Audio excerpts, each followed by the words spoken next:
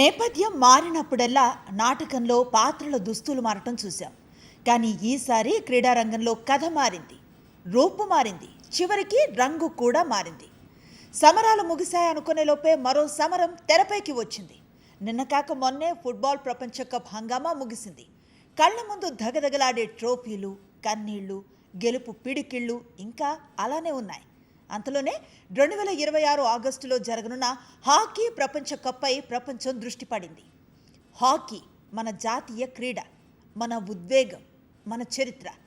అయితే ఈసారి సమరానికి ముందే ఒక పెద్ద చర్చ మొదలైంది. మైదానంలో బంతి దొరలకు ముందే మాటల బంతులు దొర్లుతున్నాయి. కారణం ఏంటో తెలుసా? జెర్సీ రంగు. అవును, దశాబ్దాలుగా మెన్ ఇన్ బ్లూగా మనసుల్లో నిలిచిపోయిన భారత జట్టు ఇప్పుడు కాషాయ రంగు జెర్సీలో కనిపించబోతోంది. 50 ఏళ్ల నిరీక్షణ, అర్ధ శతాబ్దపు తపన. ఈసారి ప్రపంచ కప్ మన చేతికి వస్తుందో లేదో కాలమే సమాధానం చెప్పాలి. కానీ ఈ కొత్త జెర్సీ మాత్రం ఇప్పటికే దేశవ్యాప్తంగా చర్చకు దారితీసింది. ఇది కేవలం ఒక దుస్తుల రంగు మారటమేనా, లేక దీని వెనుక ఆటకు ఉపయోగపడే కారణం ఏదైనా ఉందా, లేక సెంటిమెంటా? అసలు రంగు మారితే రాత కూడా మారుతుందా? రండి, ఇవాళ దీని వెనుక ఉన్న కథ ఏంటో తెలుసుకునే ప్రయత్నం చేద్దాం. ఒక నిర్ణయం వెలువడగానే విమర్శలు రావటం సహజం. మన దేశంలో ప్రతి ఇంట్లో ఒక క్రీడా విశ్లేషకుడు ఉంటాడు. అది మన అభిమానానికి నిదర్శనం. మరి ఈ జెర్సీ వివాదంపై హాకీ ఇండియా ఏమంటోంది? వాళ్ళు చెప్పేది వింటే అరే, అందులో ఈ కోణం కూడా ఉందా అనిపిస్తుంది. హాకీ ఇండియా పెద్దలు మాత్రం ఒకటే చెప్తున్నారు: మేము రాజకీయాలు చూడలేదు, ఏ రంగు వైపుకి మొగ్గు చూపలేదు, ఆటగాళ్లకు ఏది ఉపయోగపడుతుందో అదే ఆలోచించాం. మొదట ఇది వినగానే కాస్త వింతగా అనిపించవచ్చు, కానీ వాళ్ళు చెప్పిన కారణం వింటే ఆలోచించాల్సిందే. ప్రస్తుతం అంతర్జాతీయ హాకీ మ్యాచ్లు జరిగే సింథటిక్ మైదానాలు ఎక్కువగా నీలం రంగులోనే ఉంటున్నాయి. అదే మైదానంలో నీలం జెర్సీలు వేసుకున్న ఆటగాళ్లు పరుగులు తీస్తూ ఉంటే కొన్నిసార్లు కోచ్లకి, తోటి ఆటగాళ్లకు, కెమెరాలకు కూడా వాళ్ళు మైదానంలో కలిసిపోయినట్లుగా కనిపిస్తున్నారట. దీంతో సహచర ఆటగాడిని వెంటనే గుర్తించడంలో చిన్న ఇబ్బందులు ఎదురవుతున్నాయని చెప్తున్నారు. హాకీలో ఒక్క క్షణం తేడా కూడా మ్యాచ్ ఫలితాన్ని మార్చేస్తుంది. పాస్ ఇవ్వటంలో క్షణం ఆలస్యమైనా గోల్ చేసే అవకాశం చేజారిపోవచ్చు. అందుకే ఆటగాళ్లు, కోచ్లతో సుదీర్ఘంగా చర్చించిన తర్వాతే ఈ నిర్ణయం తీసుకున్నామని హాకీ ఇండియా చెప్తోంది. మరి ప్రత్యామ్నాయంగా ఏ రంగు? ముందు పసుపు రంగును కూడా పరిశీలించారు, తర్వాత ఆరెంజ్ను కూడా చూశారు. చివరికి మన జాతీయ పతాకంలో త్యాగానికి, ధైర్యానికి ప్రతీకగా నిలిచే కాషాయ రంగునే ఎంచుకున్నారు. అంతేకాదు, చరిత్ర పేజీలను తిరగేస్తే జెర్సీ రంగులు మారటం మనకి కొత్త కాదు. 2014 ప్రపంచ కప్లో భారత్ పసుపు రంగు జెర్సీతో ఆడింది. 2018లో జెర్సీ డిజైన్ పూర్తిగా మారింది. పరిస్థితులకు తగ్గట్లుగా మారటం కూడా క్రీడా వ్యూహంలో భాగమే అని హాకీ ఇండియా స్పష్టం చేస్తోంది. అయితే నాణానికి రెండో వైపు కూడా ఉంటుంది కదా. నాణం ఎగరేస్తే పడే బొమ్మ మాత్రమే కాదు, మరో వైపును కూడా చూడాలి. మాజీ కెప్టెన్, దిగ్గజ ఆటగాడు వీరేన్ రాస్క్విన్హా మాత్రం ఈ నిర్ణయాన్ని తీవ్రంగా ప్రశ్నిస్తున్నారు. ఆయన మాటల్లో ఒక మాజీ క్రీడాకారుడి భావోద్వేగం కనిపిస్తోంది. ఒక సగటు భారతీయుడి ఆత్మగౌరవం కూడా ఉంది. ఆయన ఏమన్నారంటే, నేను ఏళ్ల తరబడి నీలం జెర్సీ వేసుకునే మైదానంలోకి దిగాను. ఆ రంగు నా శరీరానికి తొడుక్కున్న దుస్తుల్లా కాదు, నా ఆత్మకు తొడిగిన గౌరవం. టీమిండియా అంటే బ్లూ, దాన్ని మార్చాల్సిన అవసరం ఏమొచ్చింది అని ఆయన ప్రశ్నించారు. ఆయన ఒక ఆసక్తికరమైన పోలిక కూడా చెప్పారు. అర్జెంటీనా ఫుట్బాల్ జట్టును ఒక్కసారి ఊహించుకోండి. వాళ్ళ సంప్రదాయ నీలం, తెలుపు చారల జెర్సీని వదిలేసి ఎప్పుడైనా ఆరెంజ్ జెర్సీలో బరిలోకి దిగుతారా?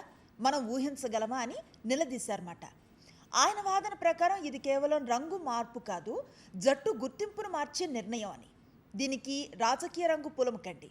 నేను మాట్లాడేది భారతీయ హాకీ గుర్తింపు గురించి మాత్రమే అని కూడా ఆయన స్పష్టం చేశారు. ఇక్కడ ఇద్దరి వాదనల్లోనూ కొంత న్యాయం ఉంది.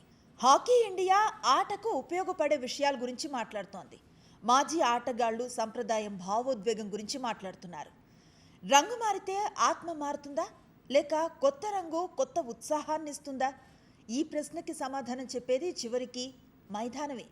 సరే, జెర్సీ నీలమా, కాషాయమా అనే చర్చను కాసేపు పక్కన పెడదాం.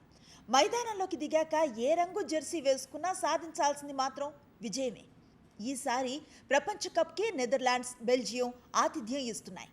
భారత జట్టు ఆగస్టు 15న మన స్వాతంత్ర్య దినోత్సవం రోజునే వెల్స్లో తొలి మ్యాచ్ ఆడబోతోంది. ఆ తర్వాత ఇంగ్లాండ్, సాంప్రదాయ ప్రత్యర్థి పాకిస్తాన్లతో కీలక మ్యాచ్లున్నాయి. ఇక్కడ ఒక్క విషయం గుర్తు చేసుకోవాలి. భారత్ చివరిసారిగా హాకీ ప్రపంచ కప్ గెలిచిందెప్పుడు?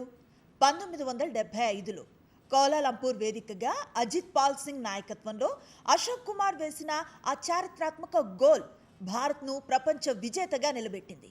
ఆ తర్వాత అర్ధ శతాబ్దం గడిచిపోయింది. 50 ఏళ్ళు, ఒక తరం మారిపోయింది. ఒలింపిక్స్లో పతకాలు సాధించాం, ప్రపంచంలో మళ్ళీ మన సత్తా చాటాం.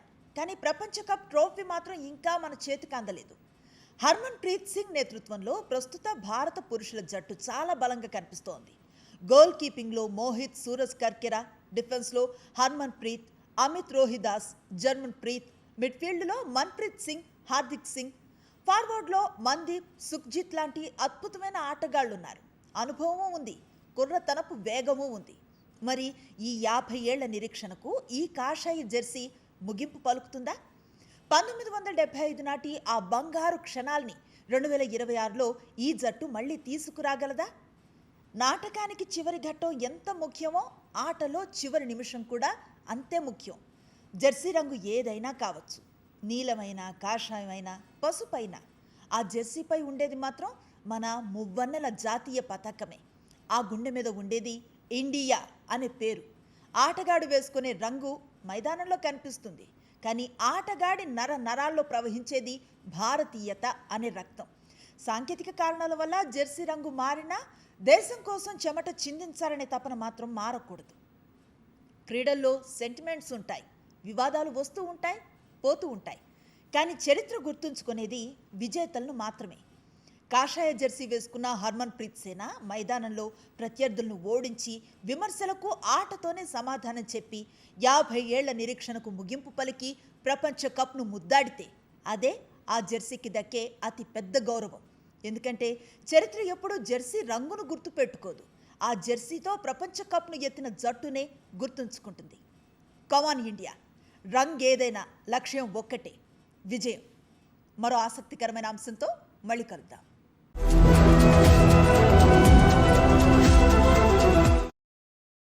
మరిన్ని అప్డేట్స్ కోసం ఛానల్ను సబ్స్క్రైబ్ చేయండి.